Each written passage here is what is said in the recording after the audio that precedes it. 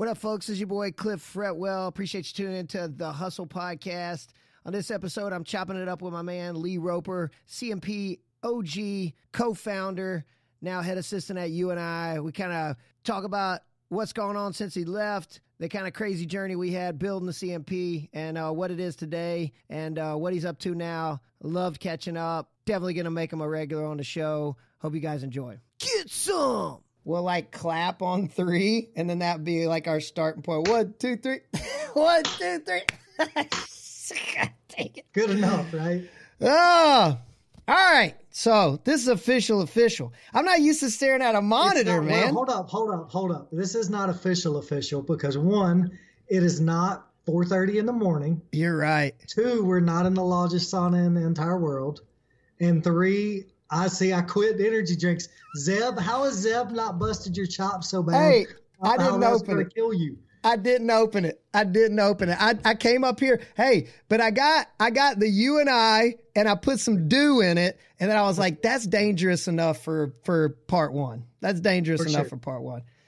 So, man, I went back, or actually I didn't go back. Stephanie went back and reminded me of all the stuff I screwed up with the first podcast. She was like, your dates were wrong. You left out so much stuff. See?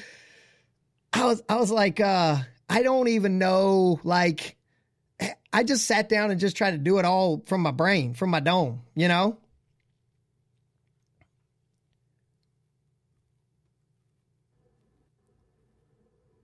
You there? Yeah. Lost you for a second. Yeah. You like froze up. Yeah. So like I went back and just tried to do it all off the dome. I had no notes. I had no timeline. And like, I left out so much stuff. Like I got the bulk of it, but like if you kind of lived in it with us or was alongside us, like it's way, I missed out so much stuff. Well, you were trying to get 10 years of craziness in like less than an hour, and that's about impossible to do. But it was really cool to go back and like, it just brought back a lot of memories that I forgot about too, man. It was a good time. I really enjoyed listening to that.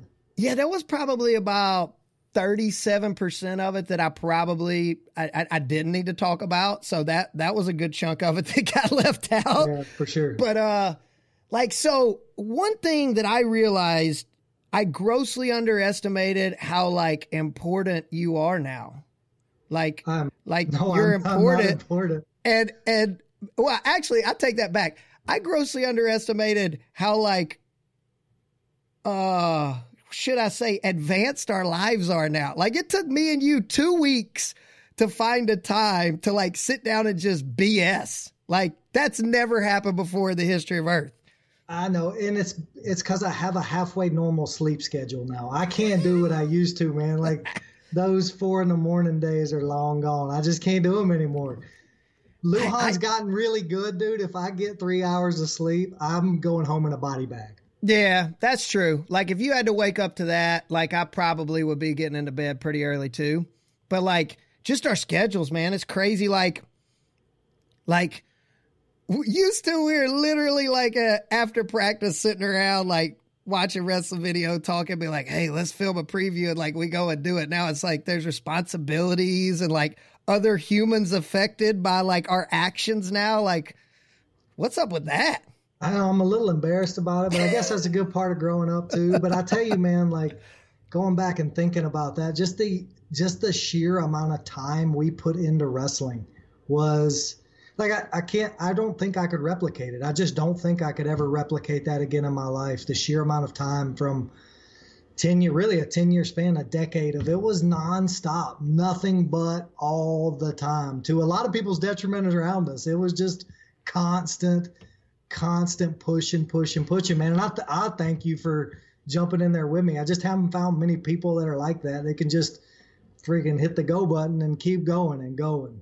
Well, you did touch on that. Like it's at the expense of others sometime. And I think we both kind of realized it, like you, not so much, but with me, like children, like still halfway kind of normal life, like with other people, like depending on me to be a halfway normal human being. Like it's literally like, hey, if you could say the most important thing in my life, I'm going to check out for a decade and I'm only going to do that 24/7. Like that's kind of what we did. Yeah, you know, I'll tell you, man, I wouldn't be sitting here right now just loving my life so much without that decade. And I really, man, it's not something I'll ever be able to replicate. It was just a crazy, magical time that I look back on. Actually, right to my left here, I've got Becca made these 3 collages of pictures just from Hodge's mom, taking all those pictures of those tournaments. Right. She just put a bunch of them up. I love it, man. Every day I walk out of my office, it brings a smile to my face. And I got a lot of these reminders that I wear because I wouldn't, but without that place, man, and a lot of people can say that without that place, it changed you. It really did. If you were there over that 10-year stretch, man, it got in your soul and it changed who you really were. And it's unless you were there, you just can't explain what it was like. Yeah, and that's the thing. Like, you want to go back and try to replicate it, but you just can't, because like we were all at a jump off point in our lives at the same time. We were just different ages, you know. And it's everybody kind of goes through those growth periods where it's like, man, this is where I really popped off with my growth as a whatever. But like to have so many human beings on the ground floor at the same time and then end up kind of where everybody ended up, like 11 years later, it's pretty freaking cool. But it's also like, man, like, how did that happen? Because we didn't have a clue what we were doing. We were literally just doing what felt right and what we loved. Like, and it just, man, it was like a perfect storm. It's crazy, man. Like, the funny thing is Vegas is this weekend, and that's like, I know, right? The long and dirty preview is where it popped off, and it's like, man, there's so many things that like have kind of come full circle right now. Like, it's like, I mean, if you could go back and do it again on the same level, like, would you though? Like, yeah, absolutely, man. I couldn't do it. Like, I had to have that 10 years of just complete immersion and craziness. And you've read the same things I have, and you listen to the same people I have. You just have to have that time that you put in to get your 10,000 hours or 100,000 hours or whatever the magical number is. And I talked about with Bader in that interview that got on Flow the other day, man. I just thank you from the bottom of my heart for giving me a chance to put in my however many hours I have. I'd still be coaching in high school if it wasn't for you, man. There's no doubt about it. I just wouldn't have had that opportunity without you. Yeah, I appreciate that. I mean, I think we both feel like each other enabled us to get to where we needed to be in life, and I think that's the cool part of it all. But like, you know, like you sent that the other day, and it's like it's almost even. You know what I'm saying? It's not like, oh my God, like Roper's up here and I'm down here, or vice versa. It's like, it was like the universe just saying, all right, you two guys, I'm going to put a little love on you. I'm just going to drop you in this perfect spot in life and just squeeze it to death. And like, we were just almost crazy enough to squeeze it to death and then wake it back up and then squeeze it to death again and wake it back up. I was like, we were really good at CPR back then. Yeah, really no joke. So like, I mean, and like, you didn't even think about it. I didn't even touch on it. Like, I got that one picture of me and you sorting Cradle Gear shirts because we didn't have spot sub. We didn't have full sub. So I'm just buying stuff from Cradle Gear, sending them our designs. They're up charging us out the yin yang. Like, we're probably making like $2 a pair of fight shorts. You know what I'm saying? Like, just, but we got a clothing company and we're freezing to death in the garage sorting freaking shirts and shit. It's like, what are we doing? Like, and then you look at it now, it's crazy. I've written a lot about it. I got to where I really journal now, and I'm trying to keep my New Year's resolution is start to do a blog every day, a vlog. I'm going to put it on my computer, and when I'm done, I'm just going to put it on YouTube. For anybody that just wants to nerd out on wrestling coaching, I'm just going to do my reflections through my career. But I was thinking about it a lot, Fred, but I think we had a huge advantage. And I'm kind of going through that right now at UNI because, we're a smaller school and we're trying to compete with Iowa and Penn State and those guys, right? So you got to look at things a little bit differently. And looking at what we did, not knowing what we were doing, most people are going to look at that as a huge detriment. But I think that got us from falling into some of the same traps that keeps people from really doing it because we just did what was genuine, like what was right. And we were us. Like, we didn't try and pick some other apparel company and copy what they did. Because just the way you were, and I kind of followed your lead, it was just We can do it guerrilla style, and that's the way we do it. Back to the gorilla days with the wrestling with the GNWA. But it made us be really genuine, man. And I think that's what a lot of people miss. Like, you get started and you want to be successful. There's a lot of people that have the drive we have. There really are. There's a lot of people out there that have that drive, but then they want the safety of being able to pick whatever person you want to. Like Jeff Bezos, the richest man in the world now, right? So I'll talk about him. So they try and be Jeff Bezos. They want to create Amazon. Dude beat Walmart out of his garage in Seattle. Crazy, right? But we had the advantage of not knowing what we're doing, so we just did us. We did it as genuine as you possibly can. And if you want to be great, like really great, not just good, not just stand out, but really be something different, you've got to operate in your unique skill set, like who you are and who I am. And that's all we knew how to do. Because, I mean, I hope people realize we're not kidding when we literally had no idea what we were doing. Running a business, being wrestling coaches, running an apparel company. And now I don't think people believe us. Like conglomerate down there now, and you, man, and I was me, and it worked. We don't put it out there. Like, I think I got like a lot of DMs and stuff from people. Like when I did that first podcast, it was like I had no clue. Like I had no clue that like it was literally that from the floor up, like type deal. And I'm like, I didn't really either. Like I did, but like when you go back and kind of even a rough draft of the story, and then like, holy smokes, like, were we really that dumb at that point? Like we had actually had some decent wins along the way, and it was like, hey, let's do this. And it's like, if we had anybody around us like Charles Pike that was like in an arm's reach that could just grab us by the neck and just shake us and be like, no, you're not doing that. Like you said, it was just, hey, this feels right. Let's do it. Okay. That seemed to work a little bit. It's like, man, I wouldn't trade anything for the people that we've had, you know, the John Nicolelas of the world, you know, and the Clyde Alexanders and the Charles Pikes, and, you know, just those amazing people that reeled us back in when we got to those points where it was like, hey guys, like y'all have done some crazy stuff, but like, let's put this little spin on it and try to make it work this way. But like, I think you're right, man. I think the fact that we just did it, and a lot of that stuff, we just did it and we didn't have an ulterior motive. We weren't trying to leverage into something else. And then like when those things started popping up, I was like, oh my God, like we could actually like do this in the private sector. Oh my God, like we designed cool singlets for our kids. We could sell these to other people. Like, are you being serious? So like, I don't know if that happens enough in the world. Like, I think it's, and again, me and you listen and talk about the same stuff a lot, but I think people are so worried about, because if you just kind of screwed up at your job, like 15 years ago, you just screwed up at your job and you lost your job. Like you lose your job now and everybody knows where you work because it's on your Facebook profile and you posted pictures of your Christmas. But you know what I'm saying? It's so much more public, like whether you want it to or not. Like you're not a super public guy on social media, but like your life is out there, right? Like, so people know, and then like all of a sudden, like Lee Roper wasn't at a UNI duel, like that's public, right? Like, so like, yeah. I think people are scared of that to a certain extent, of like public judgment of like your risk factor goes down a little bit, you know, and the people that are and just say, hey, you know what, screw it. If I do, then I'll deal with it. Like those guys are still getting the wins. We just didn't care, I don't think. And you had I'm telling you, man, I didn't have that in me until I got around you. And now Becca even brings it out in me more now.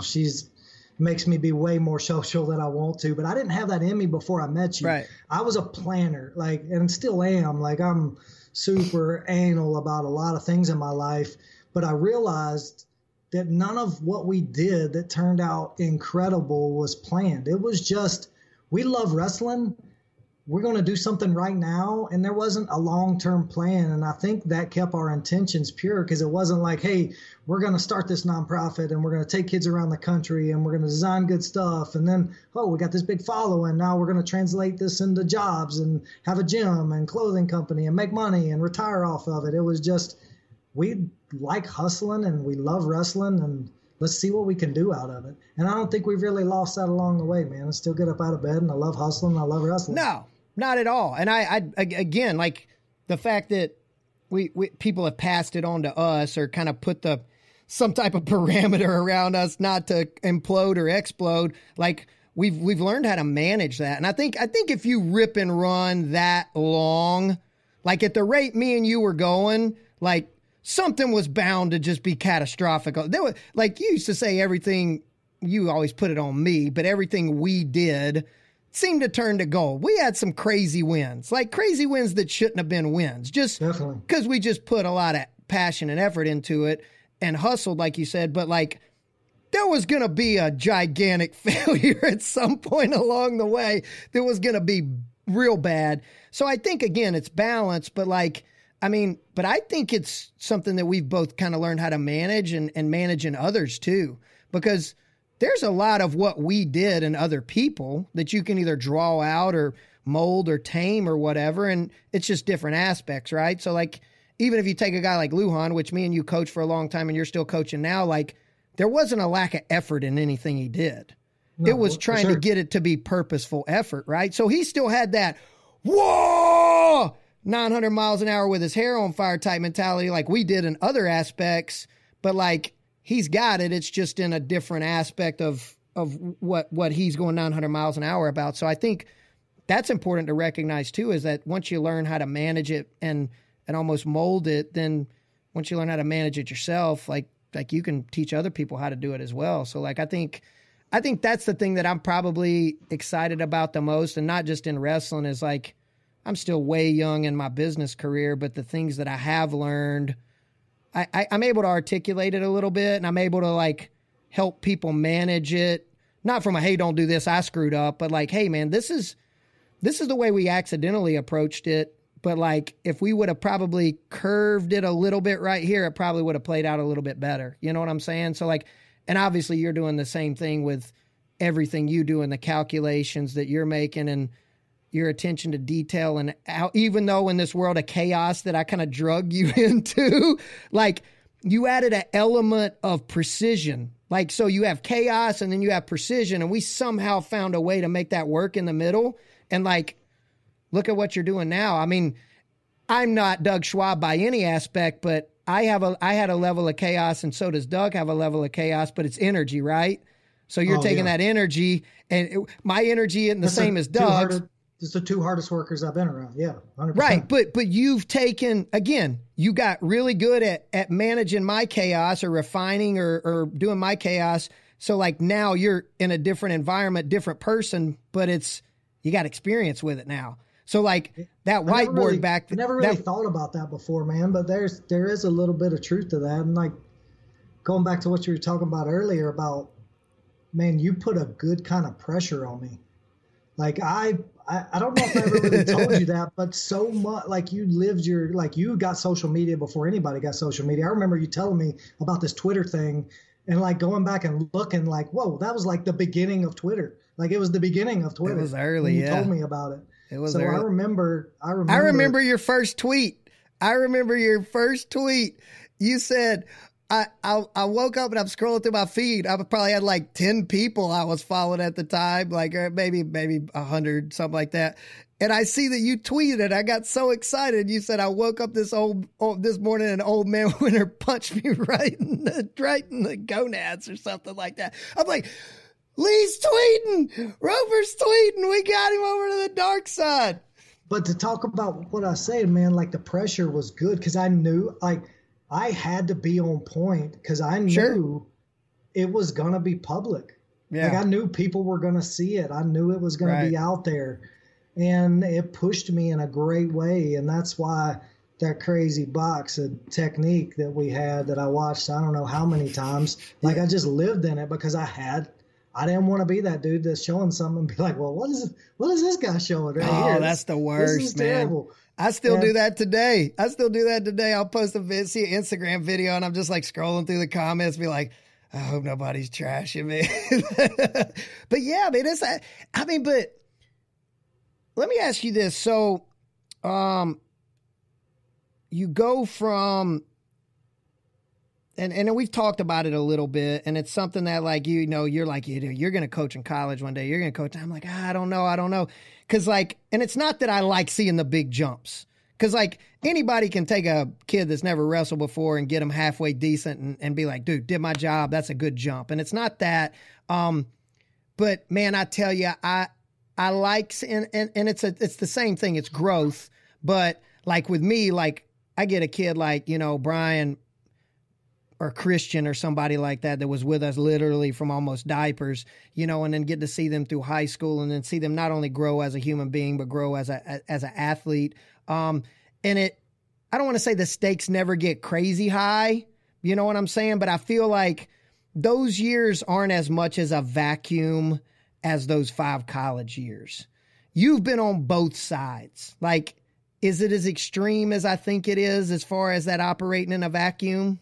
Brother, I've struggled with the competitive nature of college very hard. It's made me do a bad job at my job at certain points because I put it up on another pedestal. It was like, okay, now it matters. Because, man, you sat and listened to me talk about how, like, this is just a life-defining thing. Yeah, it's important. We commit our life to it. But in the grand scheme of things, this is really still a tiny part of your life, right? It's just something else that molds you into who you're going to be. And then I got into this really competitive, and everybody at this level is so good and like type A, go personalities. And I got sucked into it a little bit, to be honest, and that's not me. And it goes back to being genuine. I'm not saying that my way's better or other guys' way's better. It's just I've got to be me, and I've got to coach my way. And it was an experience I had at preseason nationals. I wasn't coaching anybody. It was here at UNI, and I was just walking around. It was the young kids. I miss working with young kids, man. It's just fun. Like, you just enjoy it. They still come up and give you a hug after practice. They're just they still love it, man. There's nothing jaded about it. So I was just walking around watching little kids wrestle, and I realized that there is no difference in an 8-year-old wrestling and a 22-year-old wrestling. Those 8-year-olds want to win just as badly as those 22-year-olds go, and the stakes aren't any higher. And it gave me just this really cool reset point. And I've got a reminder now that I put on a sticky note that it's not any different. That's what the sticky note said. It's not any different. Don't treat it any different, man. This is still a tool to mold you into a great person.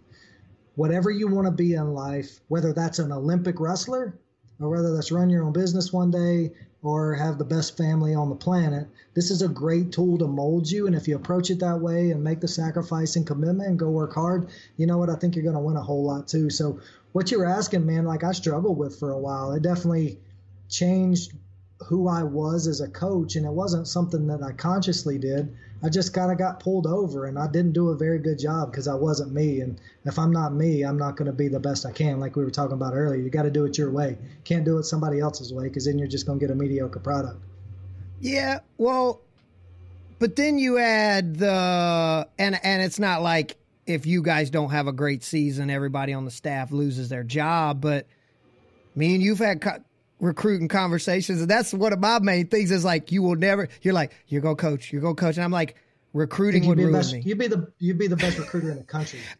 I would be the best recruiter in the country, but you would be calling me on a daily basis, be like, Cliff, you can't do that. Cliff, you cannot be climbing down that guy's chimney. How is that any different than what we did before? Because you can't do that. Cliff, get out of his chimney. He is asleep. It's 3 a.m. You will talk to him in the morning. And somehow you will talk me into, I'll be in the chimney with you. Like getting that freaking hot water heater. 50 feet up in the air. We're both stuck there looking at each other, be like, oh, how did this happen? But at some point, and we have talked about it, there's an element of livelihood that does go into that. And I don't want this to turn into an interview type thing, but it's some things that me and you have touched on.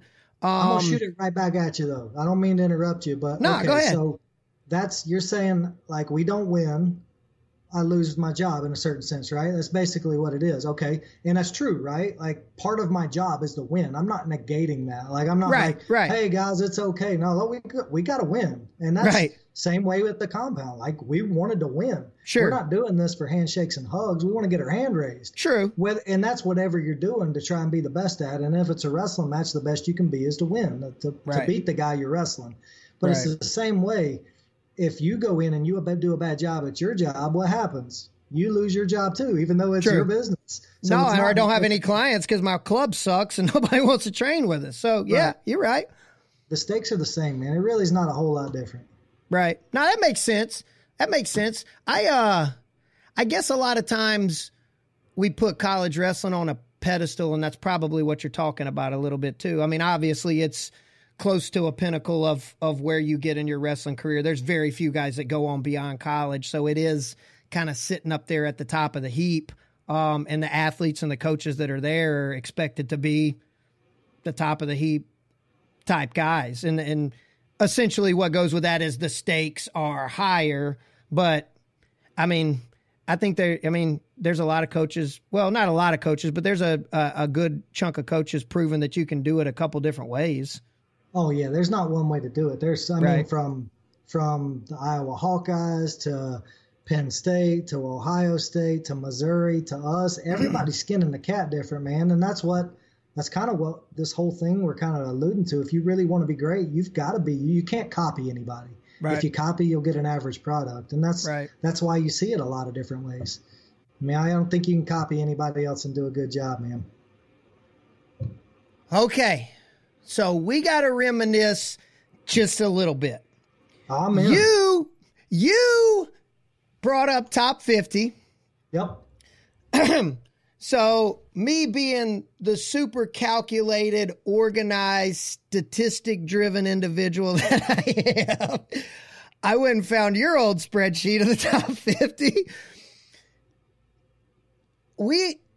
You're going to be home for Christmas.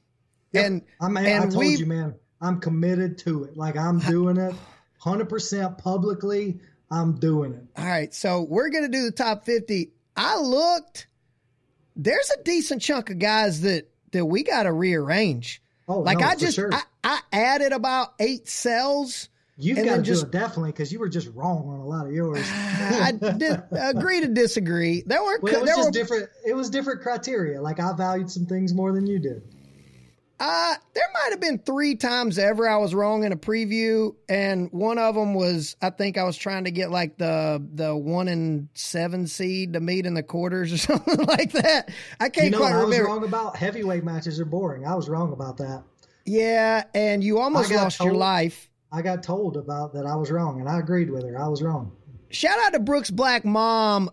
Quick recant of that, and I feel like I'm going to make some notes in the next one we do, because I'm going to have to try to have you regular on here if we can make it work. There is probably about 15 stories that if people weren't diehard followers of us from the jump don't know about. And like even probably people that they've heard of that don't know Brooks Black. Because like Brooks Black he graduated 2 years ago?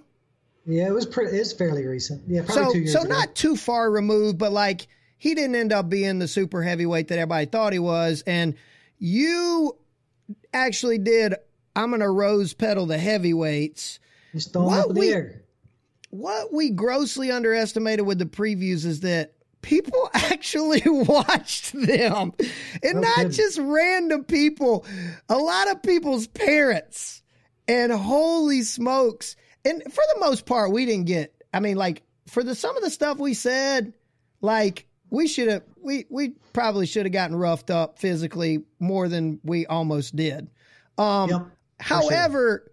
I think part of that was people appreciated our genuineness and our just super fandom. So it was like, those guys are crazy. That's funny. But like you said something about heavyweights. I'm just going to rose pedal the bracket. And then we go to Adam Fry Classic, and Brooks Black's mom, who was bigger than Brooks Black, came up to you and like straight up chest bumped you, and Zach Ray took off running. True story. She put hands on me. No joke. She put hands on you and explained to you why don't ever talk about her baby again being a rose pedal and heavyweights. I mean, it wasn't as serious as you would make it out to be. No, she was a little upset. She was upset. Man. And the funny thing was I don't know if it was her oldest or youngest son was like sitting there like halfway embarrassed because she was letting you know.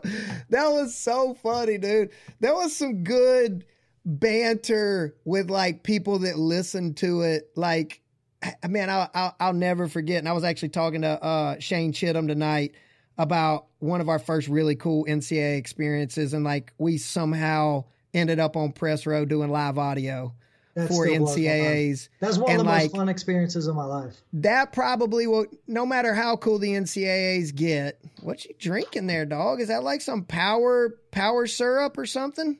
This is flavored water.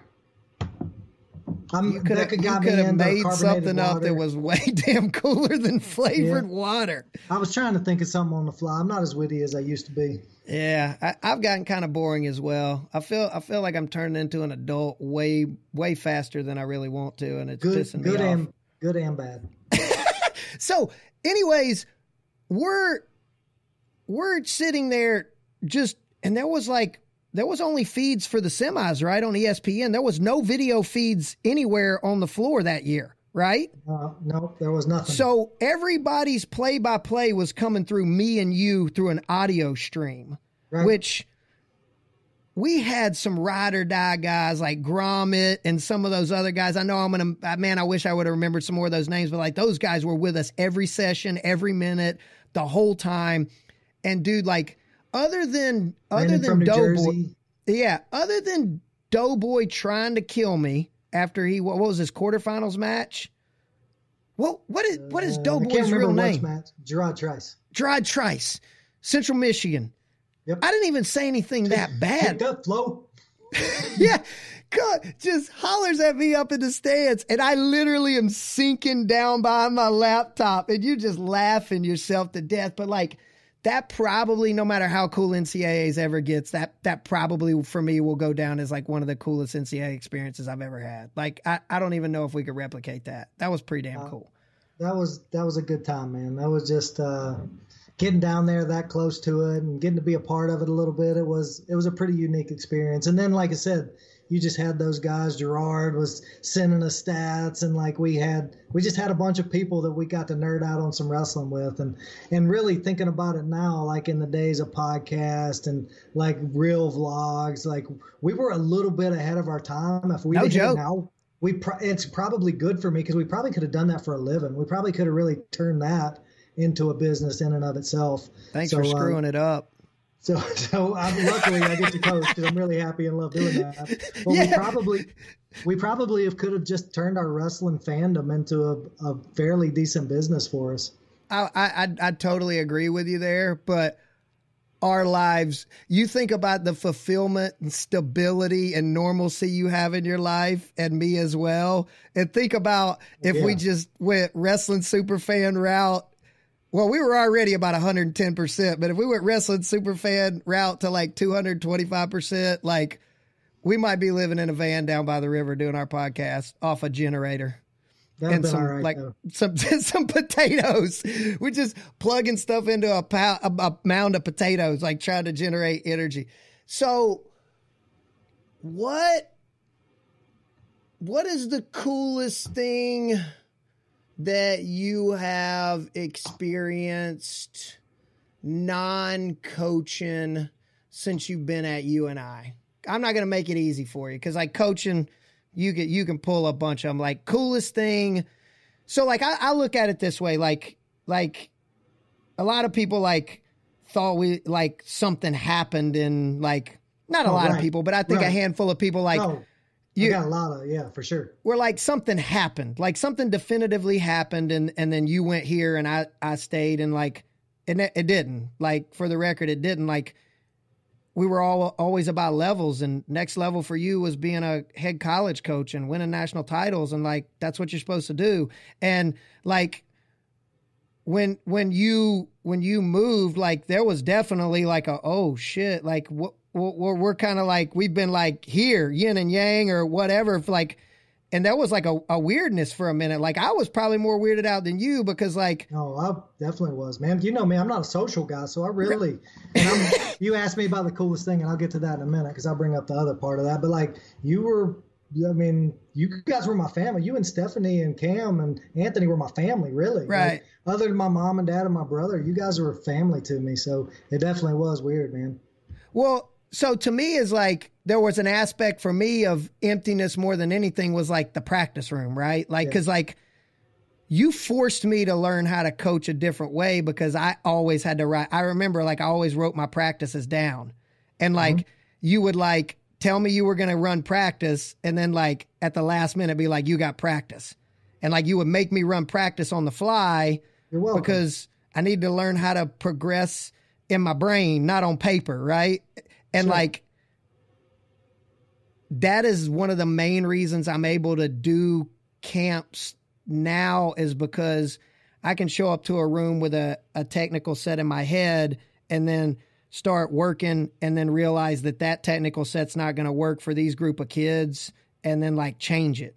Like, and like a lot of, like 8 years ago, if those kids would have not got it, I would have melted down. Like I wouldn't have known what to do. I couldn't process or reverse engineer on the fly. Like I couldn't do it. I had to do what was written down. As chaotic as I was in every other aspect of my life, like I needed the comfort of having a practice plan in front of me.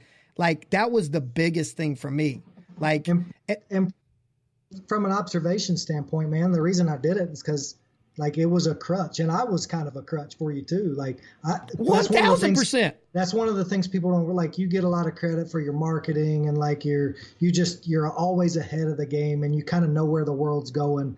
But people don't give you enough credit, and I got to see how hard you worked at the technical aspect of the sport, because you were like me, like we really didn't know what we were doing, man. Like right. We were good at a few things, and we could teach a few things, but really progressing a group of guys, like no chance. And then like your technical skills got to where like you teach stuff, and you know me, I'm a pretty harsh critic when it comes to right. technique, where I was like, no, I know. I was like, dude, that's good. So right. then it was just taking that crutch away from you. And once you had the skill set in your brain, is learning to make you rely on it, because like you were just self-conscious about it. It's all it was. And you I still am. You would take a backseat in that, and you really didn't need to. It was like right. time for you to step up and be the great coach you are. I mean, and Doug gave me that advice too. I'll tell you, man, I've told this story quite a bit lately, but when he came down and did that first intensive camp, I sent him a message and be like, hey man, I'm really trying to get good at this, and like really right. inspiring. Cause you know, Doug, like he gets you fired up. And I was just like, sent this long message, and he sent me a long one back. And it was basically like, hey man, like look at your room. Like you're good. Don't waste time with all your insecurity. Just go be good. And it really did give me a lot of confidence just to go be as good as I can be. And yeah, 10 years from now, I'm going to be better, but don't worry about that. You'll be better in 10 years. Do it as well as you can right now. And then you were ready to take off and do the same thing. So that's why I would come in some days and be like, hey dude, Granby's, go get them. Those were like, I deal with stress in my business and my personal life, not on high levels all the time. Those were the most no joke. To this day, those are the most stressful days of my life, when you would be like, nah, you got practice today. When you knew it was warm up, we're in middle of warm ups, and I couldn't go run and write anything down. Like, and then I knew you were watching, and then like, I'm just like, everything I was showing was wrong or backwards or whatever. Like those were the most stressful days of my life. Holy smokes. But it was a good trial by fire, though, man. It was so cool because we challenged each other like that. Like I said, I knew you were going to put out everything that I was doing. Right. And too, like the actual, we got a building in mats that we got to pay for now. Like, get good, brother. Yeah. The reality I'll see you at 5 o'clock at practice. Like, yeah. Go get good.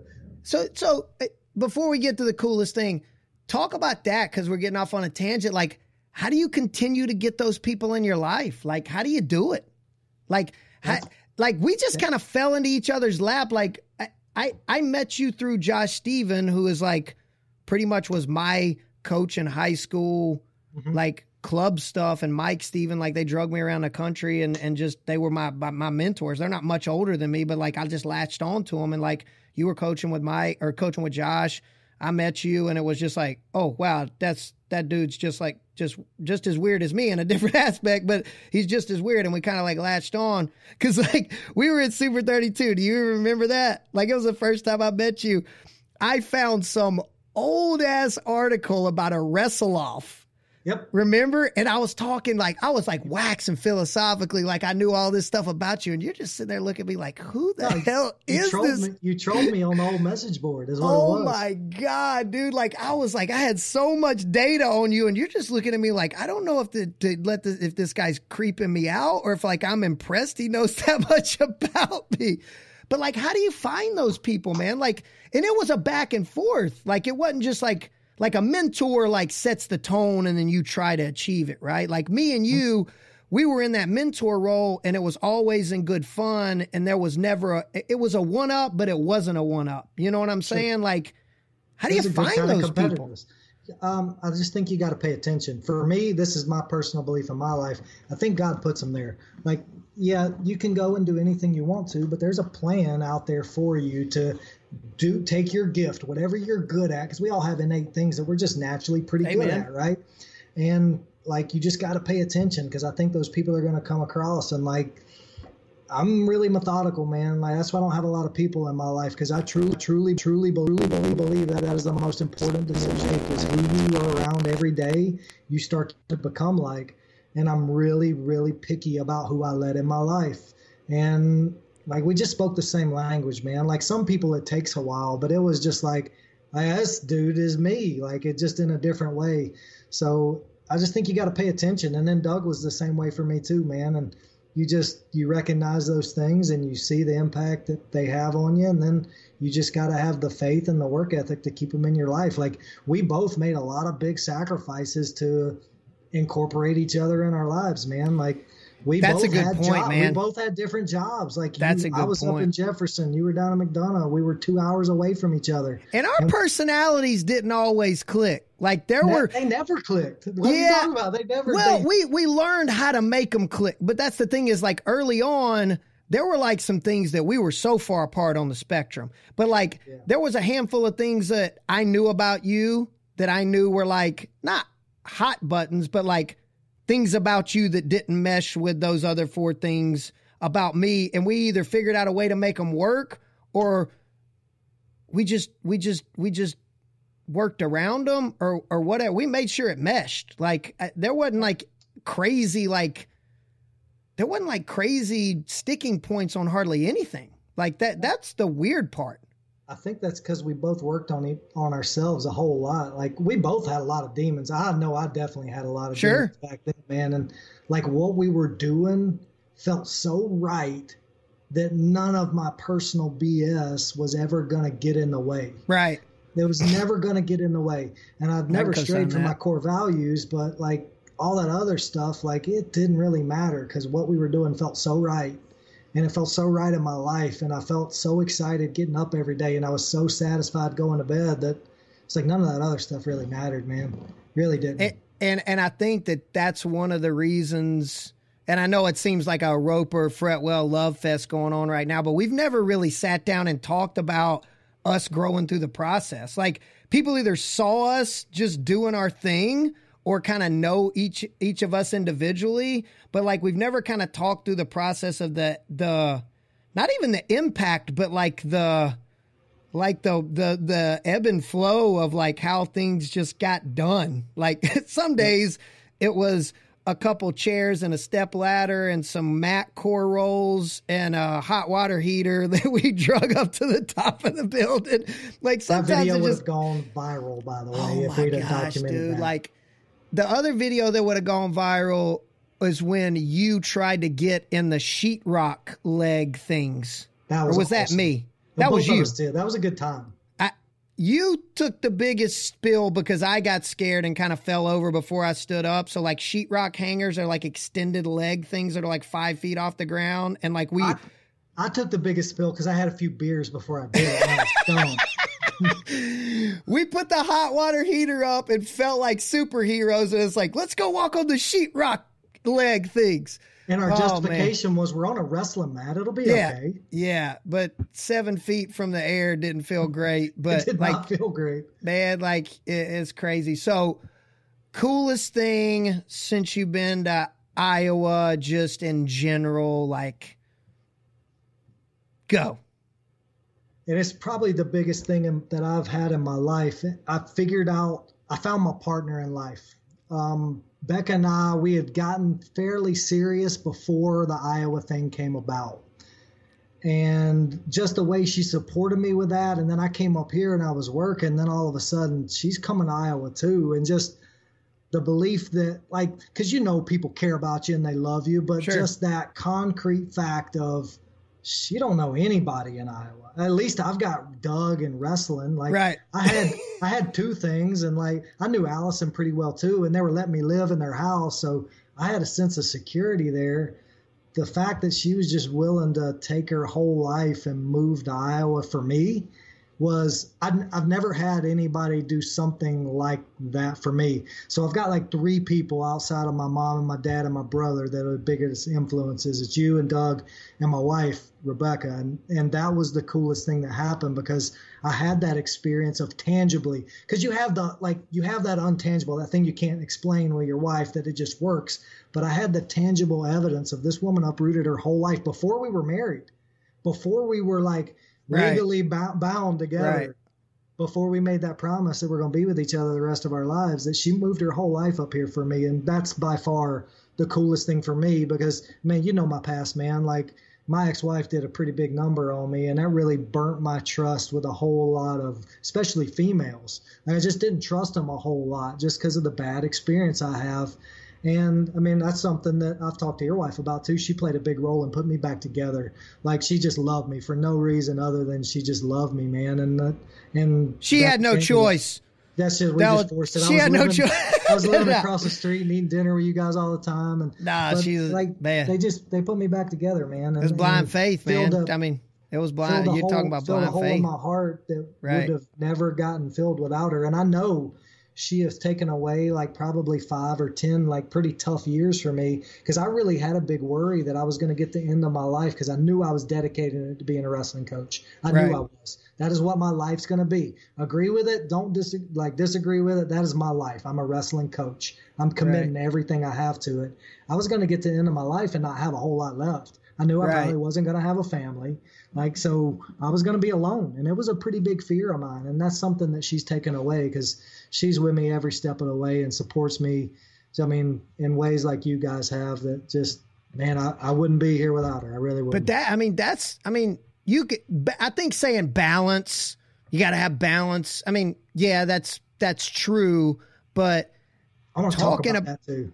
I want to talk about balance. Yeah, but you're talking about a specific part of your life to have balance, because talk about it. You see the businessmen, you see the entrepreneurs, you see the career minded guys, you see the guys that are obsessed with, and that's something that I struggle with. Like, you talk about things people struggle with. I struggle. Like, I love the game. Like, I love creating. I love the game, man. Like, if my company fell apart tomorrow, man, I'd be back up the next day trying to create something new. Like, I love the game. But like, I love the game too much. You know what I'm saying? I love the game to where, you know, I'm coming home at 1 a.m. and I ain't seen my family all day except my wife, who works 3 feet away from me. And like you said, when you get the end of the road, whether it's money or things or accomplishments, like, I mean, what chunks of things do you need in your life to make sure that, like, even if you come up short with those things, even if you knock, you and Doug win a national title this year, 2 guys make the finals, you got more All-Americans in UNI history, and then like the next 10 seasons are okay, you get a head job, whatever, like, but you hit those pinnacles, right? And then 20 years later, you're done with your coaching career. Like, what are the chunks you need to like just sit back on the porch and just be like, yep, but like, I still got this. You know what I'm saying? And like, man, I'm a pretty wise dude these days when it comes to thinking about that stuff. I don't know if I know what all the chunks are yet. I think that's okay, but that's something Doug and I talk a lot about, man. And he's he's the other guy in my life that's motivated like that. And it takes that drive. Like, there's no other way around it. If you don't have it, if you're not willing to be there at 1 a.m, if you're not willing to do those things, to put in more time than everybody else, you're not going to get to the success that we want to have in the first place. One, a lot of people talk about the level of success, and you know what I mean by that, because we've had so many late night sitting by the fire conversations about really trying to be the best, not just being good, but truly being the best. So you have to have that crazy drive. And I think balance, it's something that I'm really working on in my life. I made a commitment 2 years ago to do it. Balance is just up here. Balance is in your own head. Balance is when you do come home and you do give your kids and your wife time. It is their time. I mean, you're gonna run your business. That's what you are, and that's what you do, and that's your baby. But balance goes with, if it does go away and it's not there, that I'm still okay. It's not everything. It's not all consuming. It doesn't define who I am.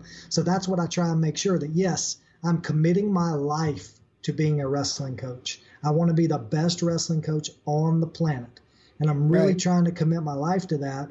But myself, Lee Roper, I'm not a wrestling coach. I'm still a human being. I've still got things that I believe in and what I stand for, and those are more important than being a wrestling coach. So for me, that's balance. It's not a time thing. Like, time's different for everybody.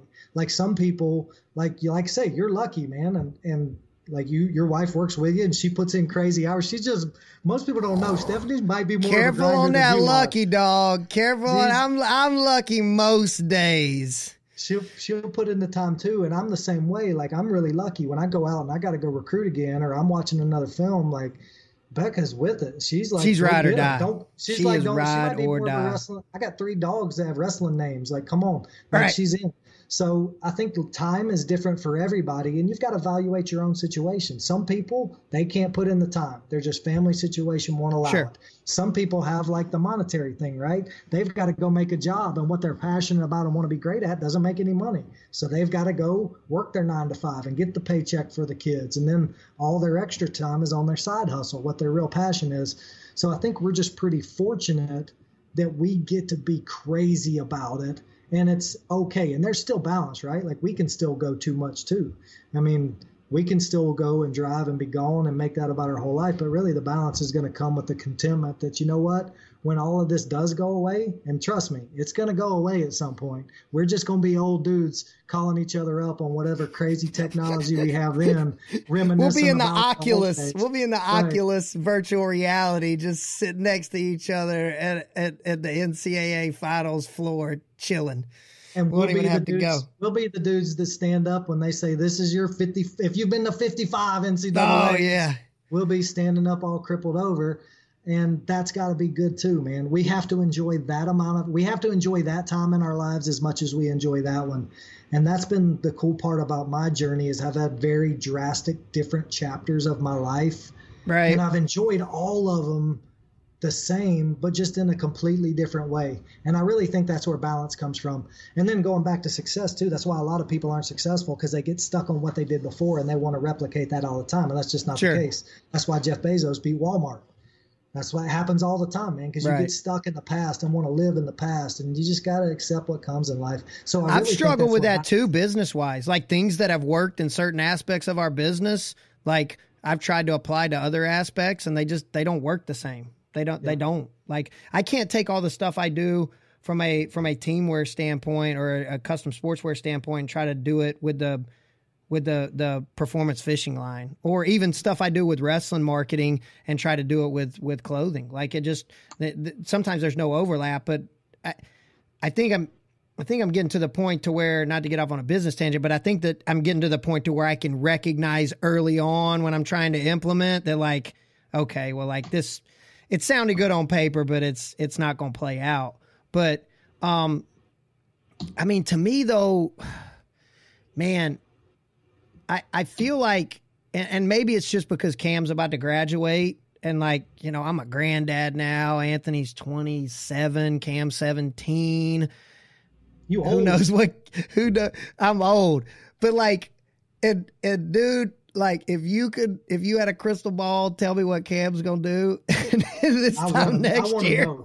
Like, I want to know. Like, if he was getting inaugurated as president, I would be like, yep. Or if he was, like, the head of a biker gang, I'd be like, yep. So, like, that's kept me young, but it's also, I'll tell you this, Gerald Carr come up to me at the Super 32 qualifier, and he was like, is everything all right? And I'm like, what do you mean, is everything all right? And he was like, dude, you are way too calm right now. And I was like, you know what, man? I was like, I made a promise to myself this year. I said, I'm going to slow down. I'm going to take a step back, and I'm going to enjoy watching this last part of our day one class, like, move through their lives, you know? And, like, once I started doing that, like, I still think time is important. I understand it's up here a lot, because I can be present physically, and if my brain's at the office, it don't mean anything. And I know a lot of people are like, well, I'm home. well, you're at home on your phone answering emails, like you're not engaged.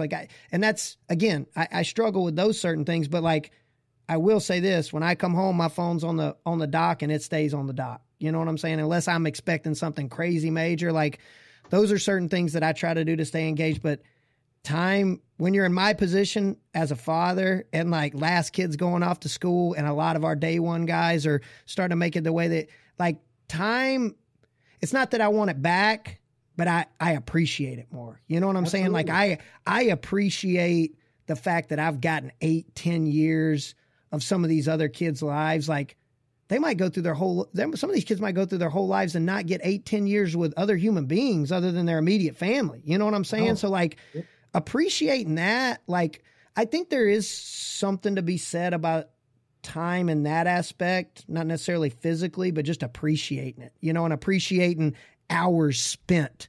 You know what I'm saying? Like you're going to look at, I mean, me and Stephanie did 20 years married this year. God bless her soul. I don't know how she's done it. Drug-free, I think. But like when you and Becca get there, like you're going to take a step back and be like, man, time spent. And it's not time spent and sunshines and rainbows and lollipops, right? It's going to be time spent no matter what, you know? So like appreciating that. And I guess that comes back to reflection and a lot of things that make you whole as an individual. But like, man, like I think that people don't appreciate time spent or time in general in certain aspects. Like they're missing part of it, you know? Dude, you're hitting the nail on the head, man. Like you're figuring out your balance. Like your balance is different than my balance. That is right. Like you got it, dude. You got it, man. Like Self-awareness. you're trying to figure out your balance.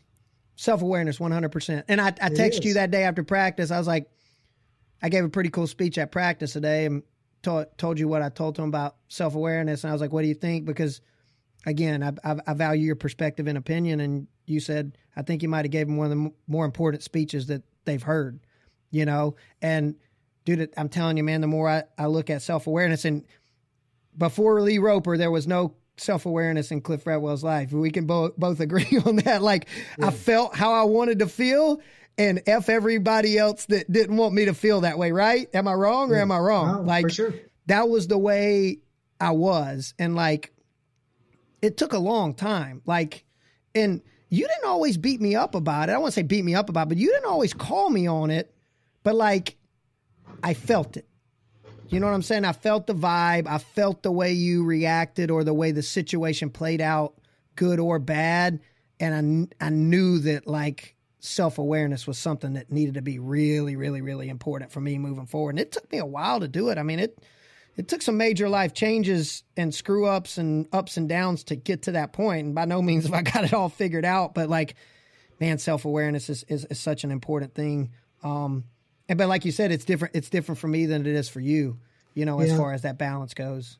And like I said, I ain't patting myself on the back. It was my parents that did it. But the self-awareness part, that was just easy for me. That was the way I was raised, man. Think about what you're doing. Don't speak before you think about it. That's just the way it was. I don't even think about being self-aware. It's just who I am. So my balance is I'm trying to find enjoyment in just really small moments. Just really enjoy the day. Just enjoy the day. Whatever comes, don't think about the future.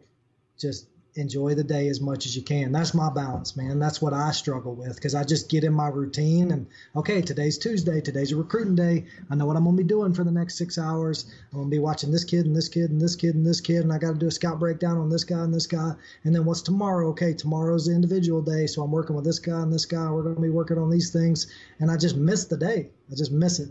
So my balance is just stopping and enjoying what I'm doing, not turning around and going, whoa, 10 years went by. And like, you can't go back and do it, but like, I enjoyed our compound days, man. And I mean, it was just a good time, and I'm trying to do the same thing now. 'Cause 10 years from now, who knows what I'm doing? Hope I'm still coaching wrestling, but you never know, man. You and me, head coach of Iowa. That would never work, by the way. And I would just be standing on my head on the sidelines. Oh no, it wouldn't work. It wouldn't work. It would not work. I don't even, dude, like I still can't think that I would do it, but like I can't even imagine like if I did, like what school I would even want to coach at. I don't even know.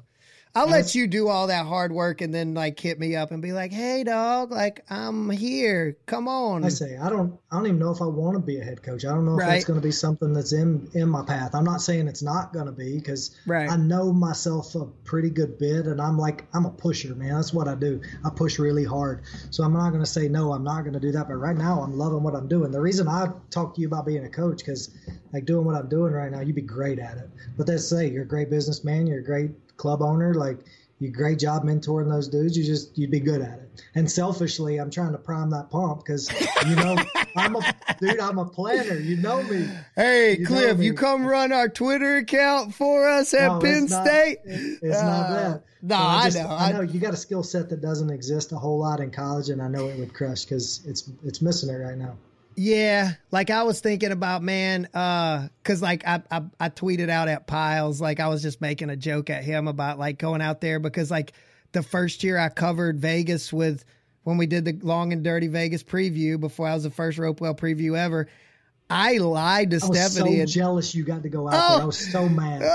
I lied to Stephanie and told her that Joe was paying me and paying for my flight. And I got in so much trouble when I got back because I didn't get paid, and he didn't pay for my flight. But like, I was thinking about that, and I was like, you know what, man? Like, Gary Vee wants to work this hard and buy the jets and win Super Bowls and stuff like that. Like, my end game definitely is not being a wrestling super fan and having my purple G-Wagon with the big giant Panther Train sticker on the side. But like, I would love to, like, even if it was just for 1 year, just to be the craziest wrestling super fan and like somehow document it in a decent way and just like make a schedule and hit everything. Like, Worlds and World Cup and NCAAs and Big Tens and like as many marquee events, no matter whether it was youth all the way through like senior level, and just like document the experience of what that would be through like a lens to do all that. And here's how we've changed a lot, Fred. 10 or 11 years ago, you would have said that and you'd have been like, okay, how do I get to Vegas this weekend? Hey, if Cam didn't have a tournament in Alabama this weekend, that's what I mean. Lying like, if I said I didn't look. There's different responsibilities. I'm lying if I didn't say I looked at Vegas flight prices earlier this week. I'd be lying if I didn't say that. No way I would bail on Cam, but maybe I would hurt him in practice on Wednesday so he would be on the injury. I'm just kidding. Man, man. God, we're coming up on an hour and a half, dude. No, hour and 5 minutes. I can't read. Public school. Hey, so this was way too serious. I like it, though. I like it. I'm telling you, you can't fake the clownness we have. It just comes out sometimes, and sometimes it doesn't. It was too early, too. It's 10:30. It's 10:30 my time, 9:30 your time. No, what time is it? It is 9:30. Yeah, it's 9:30 your time. Yeah, it's not late enough. And we're still in serious mode. I haven't been around the Fretwell aura all the time. So actually, I started talking about Bader with that. And I know we got to get going here, but like the last thing. We ain't got to do nothing. It's America. The previews, like, and you did too. You brought out, it made me realize you have different assets. So think about your personality being a Swiss Army knife, right? And most people, they only use the pocket knife part of the Swiss Army knife. You made me realize I've got different facets to my personality, and I can use those different facets for different things. Like, I am not the dude I was in previews. That is not who I am all the time. No. Like, that's not me. You're right. Who I am as a wrestling coach on the mat as a camp clinician is not who I am as a coach at UNI. Right. Coaching the group at UNI is not who I am coaching Jacob Holschlag or Taylor Lujan, different or whoever environment, else you do individual work with. So you made me realize there's different facets to your personality, and you use those for whatever situation it fits in. And the previews was such a great example, because if I would have been who I am, like on an everyday basis, like I would have just nobody would have watched it. It would have been you going crazy and me just sitting They would have been like, can you poke that guy next to you? He's dead. Right. So that was the cool part about the previews, because I was so excited about doing it, and it was so fun. I was just sitting down and talking about it. And then, like, you start to get traction too, right? Like, your ego got involved, and you get 15,000, 50,000, 40,000 views, and like, yeah, it gets really cool. So you want to do a really good job with it. Sure. And it just brought out a different side of my personality that I use a whole lot now. Like, that is a lot of my recruiting personality. Like, that's the part I use when that first phone call, when you got to be engaging, you got to get the hook in, you got to get them. Like, you got to have the energy right off the bat. And I learned to do that through those previews. So that was a cool part. I really learned a lot about myself, and it was cool talking about wrestling, but figuring out how to get people to watch it was cool too. Yeah, I'll tell you, like, again, another thing that we kind of like discovered about ourselves as we kind of journeyed through some unknown, like, and I guess, like, I don't know, part of it would be like, I think, again, that goes back to being scared, not necessarily a failure, but being scared of the unknown.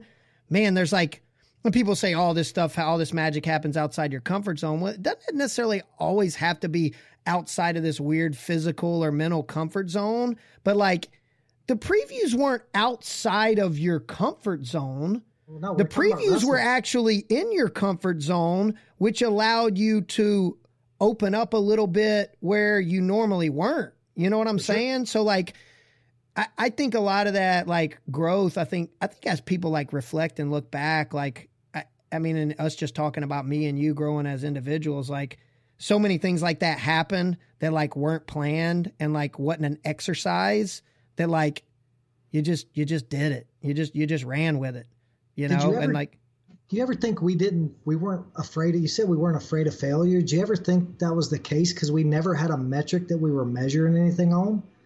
Like, we never had like, all right, when we have 26 state champions, we made it. Or when we get to 100,000 views, we made it. It was just, we're just doing stuff. Like, we're just us, and we put passion into it, and we're doing it. So there was never any reflection on, are we succeeding or are we failing? It was just always a reflection on, are we getting better? Are we improving? Yeah, I think the crazy part of that is we never edited one episode. Like, there was literally never one, like, we started a couple episodes and stopped them and then decided we weren't going to do them then. But like, we never, like, we're in the middle of an episode, I said something ridiculous, and then we went back and edited it out. That literally, out of, I don't even know how many hundreds of episodes we did, never cut one single thing out. Like, there were probably some of them we should have gone back and edited, you know, just but for them, one take, it was cool. Just one episode. But like, you think about it, it's like, I think towards the end, or actually, I don't say that, towards the end, they were tapering off. And like, I think both of us our brains were in different places. And it wasn't that original, like, eagerness to do them. Like, it was a lot of work. Yeah, it was a lot of work. And I don't want to say we grew tired of them, but like, our lives had gotten far more complex at that point, to where it was taxing on us. It was taxing. And then I think at that point, it was like, we have a certain standard of product that we've given everybody over the years. Like, we have to continue to do this amount of research and give this amount of data, or it's not the same product. And that started making it not fun to do. You know what I'm saying? Because we had to continue to do the insane amount of work that we were doing when we didn't have anything to do. And then now we got a clothing company and employees and like 2 gyms and all this stuff. And it's like, when the hell are we going to find time to do it? Just like, when the hell are we going to find time to shoot this freaking podcast? You know what I'm saying? It's like, you're looking at 5 hours worth of research between the both of us a lot of times. You know what I'm saying? Us both doing. So like, it usually averaged about 12 hours total. Like, yeah. So I don't think it was ever a fear of bad product, because we would never let it get that way. You know what I'm saying? It was better to not do it than, because I remember the last one we did, and it was just like, we both did the work, but it was to do the work to get it done. You know, like, we weren't fired up about it. And it was like, it was just because of all the other stuff in our lives. You know what I'm saying? It wasn't because me and you didn't like doing the preview anymore. It was what it took to put into it. You know what I'm saying? And like, I think that's where people get with their wrestling careers. I think that's people where get with their relationships is like, they start feeling like the work that they have to put into it to make it that premium thing that they've always had isn't worth the return. Or these other things that are going on are kind of stealing from that return. And it's like, you almost need to make a decision. You know what I'm saying? To continue that fulfillment. And like, I can honestly say though, from very first episode to very last episode, they got the same damn product. I think that that's one thing we can hold our heads high and say for the hundreds of things that we did, we were always on damn point. We were always freaking engaging and dude, they got almost a higher standard every single time, you know, and that's, you know, it was only 3-4 years, but I mean, it was a sustainable year round thing that was done. And that's tough to do for anything. I mean, like, just look at any other normal running show, podcast, TV show, anything like that starts to be like work after a while, man. Like, you know, like I think that's the beauty of finding a way to keep stuff fresh, man. And just I'm telling you, man, you ever stifle your creativity, you're stifling your growth. And I think that, you know, we had a creative way to approach everything. You know, and I think the fact that I was unpredictable and even at times you were unpredictable, like made it good. You know what I'm saying? It wasn't like I was always this guy and I was always a little bit crazier, but like there were some previews you go back and watch like I had easy bake oven heat and you were like on point. You know what I'm saying? And then just the journey, like the power goes out and we're in the driveway and we're talking about the Peppelman family selling their babies on the black market for better wrestler, you know, like a wrestling Cabbage Patch Kids factory. Like it's just, you couldn't predict the turns our weird brains were going to take it. Like, and it's just like, you're sitting there trying to watch a preview to talk about style matchups. And we're talking about selling black market babies and like nobody's slamming the laptop. They're like, that is the funniest shit I've ever heard in my. You know what I'm saying? Like there were some people that were like, I can't stand these dudes. I'll shut it off. Hey, those five people, whatever. You know what I'm saying? But like, and I get it. Not that we were media darlings and everybody loved us, but like it was just the unpredictableness of what we both were going to bring was always fresh, man. Like it was always fresh. And man, I think you can replicate that, but man, it's tough to find those people. You know what I'm saying? Like there's, you know, like you said, you have to be aware. I think that's so important. Just being aware when those people come in your life and be like, oh, yo, you're coming back over here, dude. You're with me. Instead of just letting them like pop in and pop out. You got to fight for it. And I'm telling you, man, it goes back to, I wear those CMP legacy shorts just about every day because its intentions matter. Like, it matters so much what your intention behind it is. And I think that's why those things work, man. Cause our intention wasn't to make money or whatever it was. It was just, we enjoyed doing it, man. We were passionate about it. And that's something I keep trying to do. And as you get older, it actually gets a little bit harder. Like it does start to get a little bit harder because you do get more responsibilities and you do start wanting to get a little bit more comfortable and you want that, okay, man, I'm tired of eating rice and beans all the time. Like it gets old, right? So you do want that little bit of comfort. So it is hard to stay true with your intentions because you do want to have a living, you want to have a career, and then you got your own selfish goals that you got to juggle with yourself. But you got to make sure those intentions are pure, man, because that's where the greatness is. Be yourself, be unique, make sure your intentions are in line with what you believe, and then just work your tail off. Man, I'm not even going to try to tail in on anything of that. Ropewell reunion. Happy Thanksgiving. There's going to be more to come from this. I got this man committed to the top 50. I'm going to get him semi-regularly on the show when he's not out. Panther training everybody to death. Love you, dude. You're my dog. You, appreciate you being on. That's a wrap. Good times. Yeah! Holy smokes, we did that and didn't F it up. Kind of good at that. Hope you enjoyed this episode. If you're in the market for custom sportswear, want to look like $1 million while you're out there smashing people up, hit up cmpsportswear.com. We'll get you squared away. See ya.